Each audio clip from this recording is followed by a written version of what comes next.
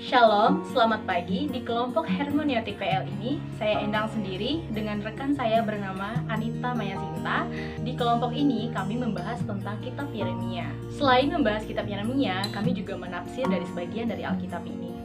Sebelum masuk dalam penafsiran yang dijelaskan oleh rekan saya Anita Mayasinta, terlebih dahulu kita memperkenalkan apa itu kitab Yeremia. Kitab Yeremia adalah cerita kehidupan seseorang yang dipanggil Tuhan sebagai nabi untuk memberitakan pesan Tuhan kepada bangsa Israel. Dalam kitab ini ditemukan pesan-pesan apa yang semestinya dilakukan oleh bangsa Israel dalam hidup mereka, yang sesuai dengan kehendak Tuhan.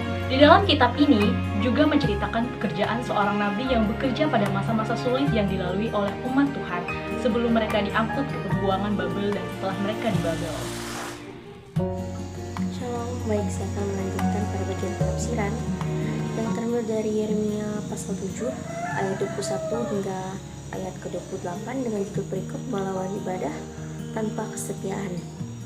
Pada ayat ke-21, beginilah firman Tuhan semesta alam, Allah Israel, tambah sajalah korban bakaranmu kepada korban sembelihanmu dan nikmatilah dagingnya.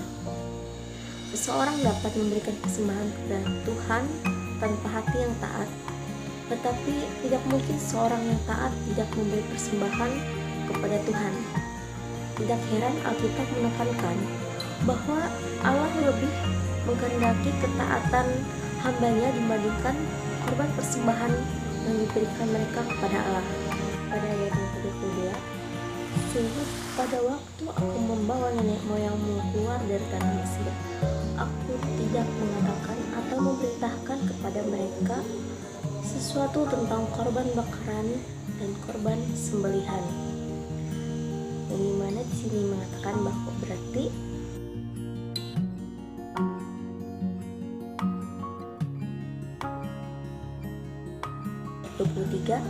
hanya yang berikut inilah yang telah kuperintahkan kepada mereka. Dengarkanlah suaraku, maka aku akan menjadi Allahmu dan kamu akan menjadi umatku. Dan ikutilah seluruh jalan yang kuperintahkan kepadamu supaya kamu bahagia. Nah, Tuhan mengatakan yang Dia inginkan adalah supaya kita mendengarkan dan memberikan perhatian kita kepada Tuhan. Ayat 24 pasal 7. Tetapi mereka tidak mau mendengarkan dan tidak mau memberi perhatian, melainkan mereka mengikuti rancangan-rancangan dan kedegilan hatinya yang jahat, dan mereka memperlihatkan belakangnya dan bukan mukanya. Seringkali kita tidak mendengarkan Tuhan dan lebih percaya dengan apa yang kita pikirkan, apa yang kita rasakan benar, itu yang kita lakukan tanpa melibatkan Tuhan, tanpa bertanya apakah yang kita lakukan ini sudah benar menurut dengan rancangan atau rencana-rencana yang diberikan Tuhan kepada kita. Ayat yang ke-25 dan ke-26. Dari sejak waktu nenek moyang keluar dari tanah Mesir sampai waktu ini, aku mengutus kepada hamba-hambaku para nabi hari demi hari terus menerus, tapi mereka tidak mau mendengarkan kepadaku dan tidak mau memberi perhatian. Bahkan mereka menegarkan tengkuknya, berbuat lebih jahat dari nenek moyang mereka. Sejak zaman keluarnya nenek moyang mereka dari tanah Mesir, Allah telah mengutus hamba-hambanya untuk mendorong mengikuti Dia, mengikuti ajaran Tuhan Yesus Kristus. Namun malah di generasi berikutnya mereka tetap tidak memberi perhatian dan taat kepada Yesus. Ayat ke-27, sekalipun engkau mengatakan kepada mereka segala perkara ini, mereka tidak akan mendengarkan perkataanmu, dan sekalipun engkau berseru kepada mereka, mereka tidak akan menjawab kamu. Pada ayat ini, meski Yeremia menyampaikan firman Tuhan kepada mereka, umat tidak akan merespon, sama seperti mereka yang mau mendengarkan para pendahulu Yeremia.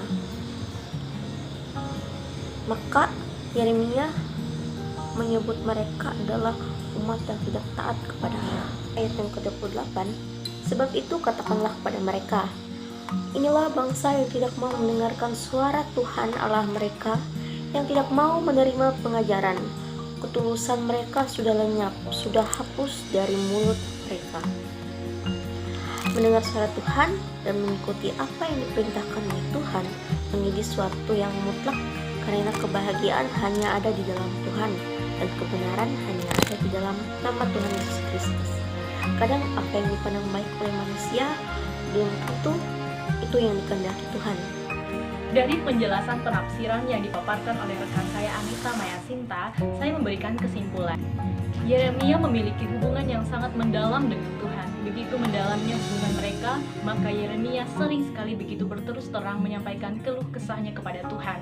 Bahkan ia pun tidak segan-segan menuduh Tuhan sebagai penipu dan ia sebagai pihak yang tertipu ketika mengalami penderitaan yang hebat akibat kesetiaannya pada panggilan. Baiklah ibu dan teman-teman semua, inilah paparan saya dengan rekan saya Anita Maya Sinta untuk motivasi dan tanggapan serta pertanyaan kami luangkan. Semoga bermanfaat video ini untuk kita semua.